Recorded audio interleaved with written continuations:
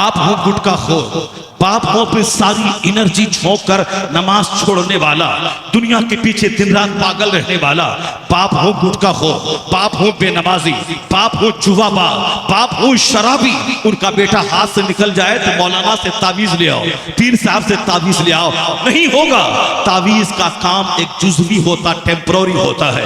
तावीज लड़की को लड़का नहीं बना देती है, तावीज गोरे को काला, काला को गोरा नहीं बना देती है। तावीज का मतलब यही है कि आम का पेड़ है मगर फल थोड़ा कड़वा निकल रहा है, तो अब तावीज डाल दिए जाए ताकि इसका कीड़ा मर जाए, ताकि थोड़ा सा टेस्ट इसका बढ़ जाए, वरना सिरे से यह ना होगा कि तावीज से आम में से फल जाए, ऐसा नहीं है। बल्कि जुज़वी नुकसान है उसको दूर करने में तावीज मददगार साबित होती है। मां नेक रहे, बाप नेक रहे, अब बेटा थोड़ी सी गलत सोहबत में पढ़कर दिमाग में आवारगी आ गई है, तब एक वली का हाथ उनकी शख्सियत को संवार देता है। एक छोटी सी तावीज से उनकी सोच में तब्दीली आ जाती है। लेकिन बुनियाद ही खराब हो तो फिर वहां कोई तावीज काम नहीं करेगी। बुनियाद ही खराब हो, जमीन ही बंजर हो, वहां से कोई फसल ना निकलेगी। मैं अपने किरदार का जायजा लूं, मैं अपने घर के अहवाल का जायजा लूं, और फिर पंजाब की बेटियों के दिमाग में बात घुस गई है कि मेरा शौहर दाढ़ी वाला ही होगा।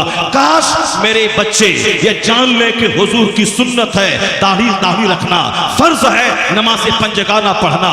स्टडी में 8 घंटे लगाएंगे तब आप बैंक का मैनेजर बनेंगे, 18 घंटे पढ़ेंगे तब आईएएस ऑफिसर बनेंगे। तो दुनिया के चंद सिक्के कमाने के लिए 18 घंटे डेली पढ़ना, और 30 साल तक पढ़ने के बाद डीएम बनना। फिर डीएम बनने के बाद घर में बैठ के पैसा नहीं मिलता है। डीएम बनने के बाद अपने वतन से बेवतन होकर, एक बिहारी है तो उनकी ड्यूटी बेंगलोर में हो जाएगी, उनकी ड्यूटी उत्तर प्रदेश की किसी डिस्ट्रिक्ट में हो जाएगी। फिर उन्हें 30-35 साल तक सर्विस के पीरियड तक घर से बाहर रहना है, 24 घंटे की ड्यूटी करनी है, तब चंद सिक्के कमा के बाल बच्चों को पालना है। फर्क इतना है कि मजदूर 5000 महीना कमाता है और वह 5 से 10 लाख महीना कमाएगा। फिर 65-70 साल के बाद क्या करेगा वो? 65-70 साल के बाद पेट की तकलीफ, घुटने की तकलीफ, आंख की तकलीफ, अब मौत का इंतजार करेगा। कोई 70, कोई 80-90 साल में मर गया तो फिर ये दुनिया की रोटी के लिए 25-30 साल तक पढ़ना 18 घंटे तक, और नौकरी करने के लिए 25-30 साल तक 24 घंटे चौकन्ना रहना, घर से बाहर रहना, और फिर मौत आई मर जाना। अब जहां जाना है वहां का एक दिन 50,000 साल के बराबर होगा। वहां जन्नत का बाग है तो बाग है, जहन्नम की आग है तो आग है। वहां तकलीफ है तो तकलीफ ही तकलीफ है, आराम है तो उसका कोई जवाब नहीं है। यहां तो हमने सारी एनर्जी झोंक दी चंद सिक्के कमाने के लिए। 25 साल इंजीनियर बनने की पढ़ाई करनी है, अब 25 साल नौकरी करनी है, उसके बाद बुढ़ापे में मौत का इंतजार करना है। अब वहां क्या होगा?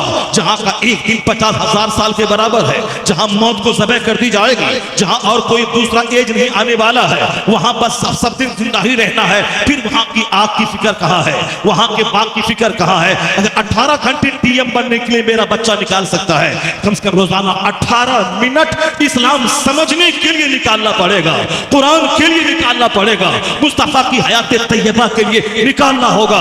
पेट के लिए 18 घंटे और जन्नतुल फिरदौस के लिए 18 मिनट निकाल दे। जन्नत के लिए रोजाना नमाज़े पंजगाना के लिए 1 घंटा निकाल दे, तब लगेगा इसको दुनिया भी चाहिए, इसको जन्नत भी चाहिए, इसको जन्नत भी चाहिए, इसको दुनिया भी चाहिए। यहाँ तो दुनिया का जुनून सवार है, आखिरत की बात ही कोई नहीं करता। अब बोलता अल्लाह ताला माफ कर देगा, अल्लाह ताला माफ कर ही देगा।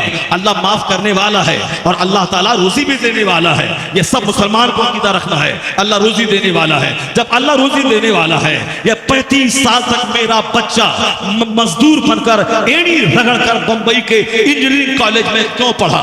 जब अल्लाह रोजी देने वाला है तो मेरा बच्चा इंडिया में नीट नहीं निकाल पाया, एमबीबीएस कॉलेज नहीं मिला, या यूक्रेन में जाके 5 साल से क्यों टपला खा रहा है? मेरा बच्चा अपने घर से बाहर 18 घंटे स्टडी करके वह डीएम क्यों बन रहा है? मेरा मजदूर 8 घंटे तक खेत में क्यों हल चला रहा है? मेरा भाई अपने शहर को छोड़ के कलकत्ता जाके वहां मजदूर बनकर दूसरों का धक्का खा के वहां क्यों रात दिन करके मजदूरी कर रहा है? क्योंकि दिमाग में है मैं अपना घर छोड़ के कलकत्ता आके मैं लकड़ी का काम ना करूं, मैं भूखा मर जाऊंगा, मुझे रोजी नहीं मिलेगी। हाँ, दिल में है कि अल्लाह रोजी देने वाला है, लेकिन घर से बाहर निकल के मेहनत करनी पड़ेगी, उसमें महारत हासिल करनी पड़ेगी, बिजनेस का टिप्स अपनाना पड़ेगा, 8 घंटे दुकान में बैठना होगा, तब रोजी मिलेगी। जब रोजी देने वाला अल्लाह है तो फिर दुकान में 8 घंटे क्यों बैठता है?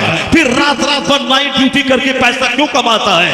वहां शर्त है अल्लाह रोजी देने वाला है, मगर दिमाग में रिंग है कि मेहनत ना करूं तो रोजी नहीं मिलेगी, दुकान में ना बैठूं तो रोजी नहीं मिलेगी। काश यही सोच हर मुसलमान के दिमाग में बैठ जाए कि हमने जिस तरह दुनिया को सीरियस लिया है, रोजी देने वाला अल्लाह है, लेकिन नहीं जाऊं तो रोजी नहीं मिलेगी, अल्लाह के हुक्म को मानते हुए रोजी की तलाश करनी है। यही सोच बैठ जाए कि रोजी देने वाला रब है, मगर दुकान जाना होगा, फैक्ट्री जाना होगा, खेत जाना होगा, तदबीर करनी होगी। यही तो इस्लाम कहता है, दुनिया की रोजी चाहिए तो खेत और दुकान जा, और जन्नत चाहिए तो सोच ले मुझे मस्जिद जाना होगा, नमाज पढ़नी होगी, तिलावत करनी होगी। रोजी देने वाला रब है, मैं दुकान जाता हूँ, रब रोजी देता है, मैं मस्जिद आता जाता हूँ, रब रहम करके मेरे गुनाहों को मिटा के जन्नतुल फिरदौस में जगह आता है।